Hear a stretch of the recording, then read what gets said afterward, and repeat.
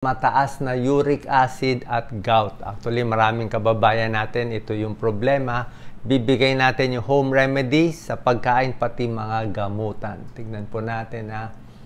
Marami kasi ako nakikitang pasyente, ang problem, pag nag-consult sila sa akin, yung gout nila malala na. Ibig sabihin, may lumalabas na nabukol-bukol dito sa kamay o sa paa. Sasabihin, Doc, paano matatanggal yung bukol ko sa gout? Medyo huli na yon pag lumabas na yung bukol.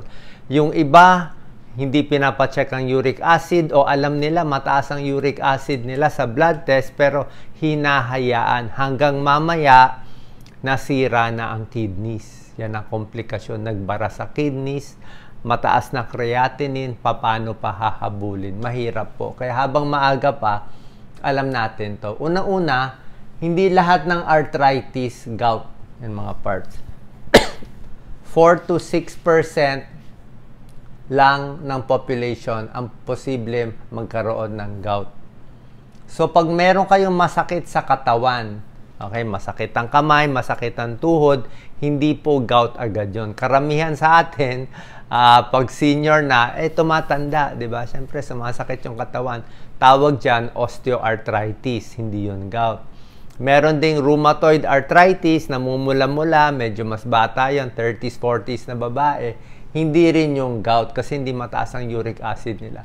Ang gout, masasabi mo lang pag nagpa-blood test, mataas ang uric acid at merong ngang itong mga typical na tinatamaan like yung sa paa, yung hinlalaki, madalas tamaan yan. Ang uric acid, pag tumaas, pwedeng mag-accumulate. Ayan, uric acid accumulation.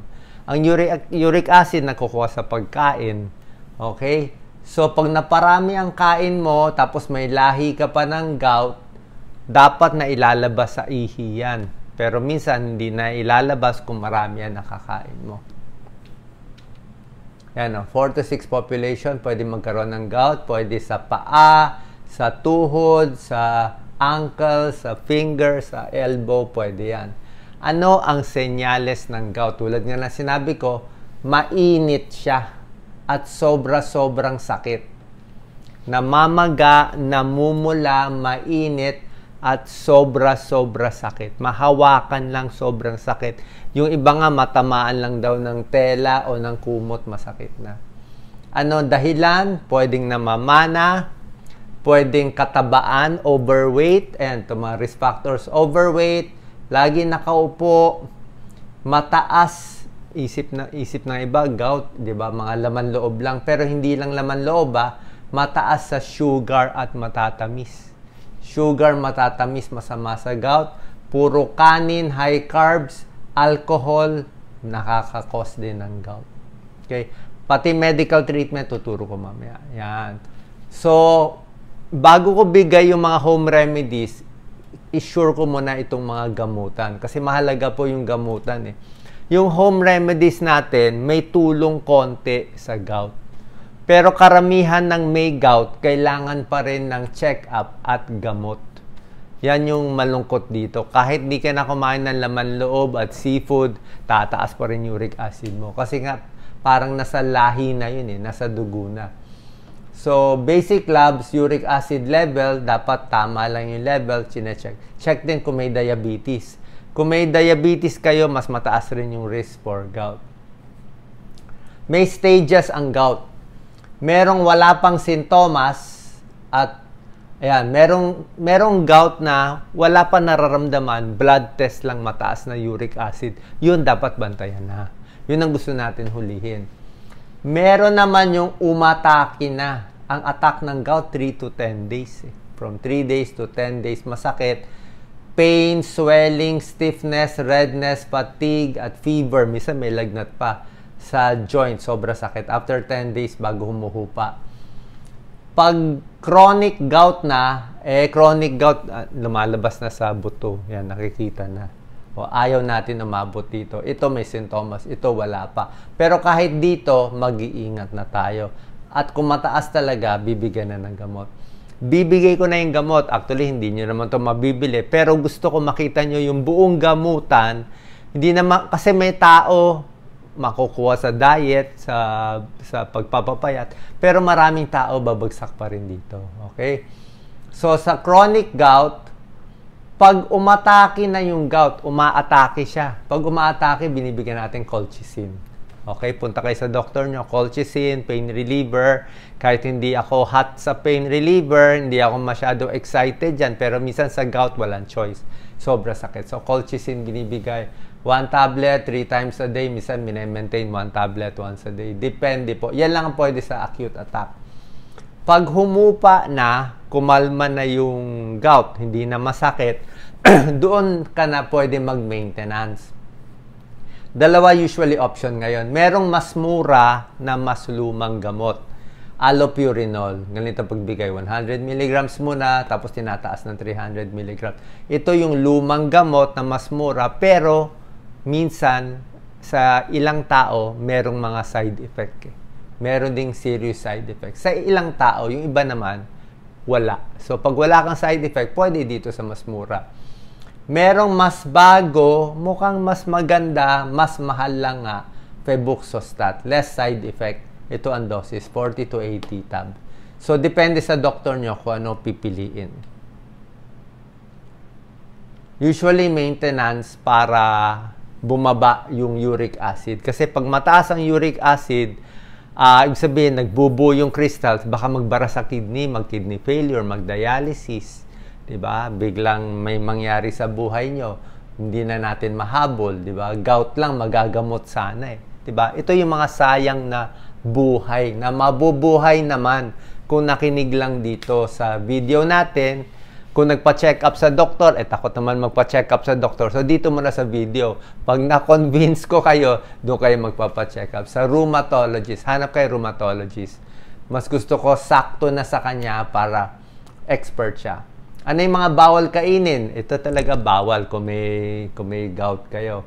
Laman loob. Yan talaga mataas sa purine. Pag mataas sa purine, magiging uric acid. Pag kinain mo, yan, sasakit ang joints. Lahat. Bopis, dila. Nako, masarap lahat. Red meat. Actually, beef ang pinakaayaw niya eh. Beef. Beef steak. Ang pork, pwede na. Chicken, pwede na. Pero mas mataas daw ang beef. Pero bawas-bawas din sa meat. Ayaw rin nila ng mga white bread eh. Maraming kanin, maraming white bread. Kasi nga, maraming sugar, maraming matatamis, pwede magka-diabetes. Tapos pag nagka-diabetes, hindi rin maganda sa gout. Umaatake din yung gout. Alak talaga, pampataas ng uric acid. Yan ang problema ng mga lalaki, manginginom, alak na nga, favorite nila, sasabayan pa ng pulutang laman loob, 'di ba? At matataba, ayan Beer raises uric acid 6.5%. Kahit non-alcoholic beer, ayan 4.4%. Seafoods. Pwede naman kumain pero limitahan. May mga seafoods na tahong, scallops, squid, shrimp, oyster, crab, masarap lahat. Okay, may ilang isda din, anchovy, sardinas. Sinabi ko sardinas bawas kung may gout at mataas uric acid nyo. Pero kung ordinaryong arthritis lang at mahirap tayo, walang pera, pwede na yung sardinas. Diba? Pang gout lang yung bawal ang sardinas. Okay, bawas. Maraming kasi nagkakamali, sasabihin masakit ang katawan ko, gout na agad. Hindi naman agad gout eh. Iba yung gout eh. Yung gout mataas ang uric acid, tsaka matindi yung sakit. Baka yung arthritis nyo dahil nagbuhat ng mabigat o dahil overweight. Tulad na sinabi ko, mga matatamis, iiwasan din. Ito yung mga pagkain na iiwasan, beer, alcohol, di ba sinabi ko sa inyo, matatamis, laman loob, seafoods, yan, shellfish, shrimp. Ito yung mga good foods for gout. Tingnan natin yung mga okay Ang papakita natin ngayon, low purine diet, 'di ba? Ano maganda sa low purine diet? Nabababa ang uric acid, bababa ang timbang mo, mababawasan ang gamot mo, pero baka may gamot pa rin, at least mababawasan yung dosis. Pero tulad na sinasabi ko, kahit i-limit mo to, malaking tulong, pero minsan, hindi pa rin totally gagaling. Okay? I-check nyo pa rin uric acid nyo. Let's say, 10. Sobra taas. Dapat mga 6 lang. So, pag bumaba lang ng 9 at 8 sa diet, kailangan nyo dagdagan ng gamot konti. Diba? May tulong pa rin to. Diba? Para hindi masyado mataas ang dose ng gamot nyo, less side effect. Hindi siya cure. At minsan, parang hirap ka kumain kasi nga konti lang ang allowed. At pati sa isda, kailangan mo rin ng omega-3. Baka mabawasan ka ng omega-3. Vitamin C, maganda. Okay? Pakwan, maganda rin.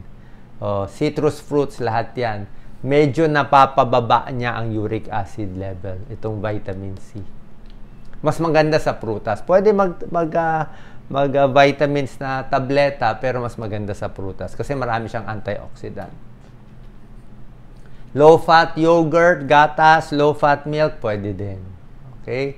Kasi may protein siya eh. Medyo nabawasan ka ng protein, di ba? Kasi sa karne, sabi nga natin, yung protein nun, mataas uric acid. Ito at least protein, hindi mataas uric acid. Hindi mataas ang purines. Avocado, maraming antioxidant, maraming vitamin E, maraming healthy fats, at anti-inflammatory. Cherries, wala tayong cherry eh. Pero napakaganda kung nasa ibang bansa. Anthocyanins, anti-inflammatory. Beans, okay? Sinasabi ng rheumatologist, hindi bawal ang munggo sa gout at mga beans at yung halo-halo. Halo-halo yung matamis ang iniiwasan. Pero yung beans kasi, protein siya. Tsaka vegetable protein siya, hindi siya ganun kasama sa gout. Pwede siya. Ang ayaw nga natin, karne, laman loob, alak, at matatamis. Pero yung beans, good source of protein. Hindi rin tayo pwede walang protein. Kaya pwede ang beans. Lean protein, pwede. Yung chicken, fish, at yung laman. At limited. Tubig, napakahalaga. Ito yung nakakalimutan ng maraming mataas ang uric acid, hindi umiinom ng tubig. Ang recommended nga nila, 3 litro eh. 3 litro. 12 glasses. Pag acute attack nga, yung iba sabi hanggang 4 na litro. Pero sa atin, 3 litro, pwede na. 3 liters is 12 glasses of water. Tulad na sinabi ko, ang uric acid lumalabas sa ihi. Kaya mas marami kang iinumin na tubig, bababa din yung uric acid mo. Yan, tubig. Kape rin daw pwede, pero hindi mo naman pwede damihan yung kape kasi magpapalpitate ka rin. So, tubig, napakaganda. Pwedeng lemon water, calamansi water, di ba? Vitamin C, maganda rin. Well hydrated para sa gout. Siyempre, pagdating sa carbohydrates, gusto nila high fiber. Gulay, brown rice, wheat bread, konti, mas gusto nila yan. Complex carbohydrates. Mani, pwede rin naman. Yan. Tapos yung mga prutas na hindi ganun katatamis. Losing weight, very important. Mas payat, mas hindi umaatake ang gout. Bababa din uric acid level. Nasa dami din ng kain yan eh. Okay? And finally, labi ko nga sinasabi, papacheck tayo sa rheumatologist, siya ang susundin nyo. Payo ko lang to, pinakita ko na yung mga gamot. Tapos yung mga pagkaing pwede, mga pagkaing iiwasan natin. Kasi nga, ito yung kinakatakot ko. Pag hindi natin inalagaan at binantayan yung gout, masisira ang joints nyo. Pangit, maglalabasan. Hindi, alas mahirapan. Normally, hindi maoperahan din eh. Kasi nakadikit na yan sa buto eh. Pwede mag-kidney failure, mag-dialysis. Pwede ma-heart attack, pwede ma-stroke. So, maraming komplikasyon itong gout na gusto natin iwasan nyo. Sana po nakatulong tong video. God bless po sa inyo lahat.